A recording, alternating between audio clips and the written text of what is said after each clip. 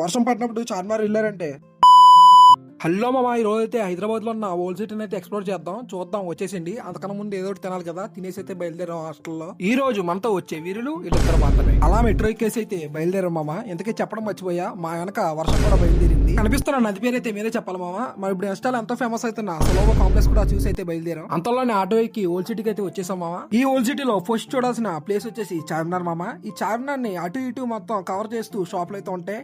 మధ్యలో చార్మినార్ అయితే ఉంటది. ఈ చార్మినార్ ఎటు వైపు చూసినా ఒకలాగా ఉంటది మామ. మీరు ఎటువైపు చూడొచ్చు. చెప్పాను కదా మామ, మీ అయితే వర్షం పడినప్పుడు వెళ్ళాం. ఇదంతా రోడ్లంతా బురద దొబ్బింది మామ.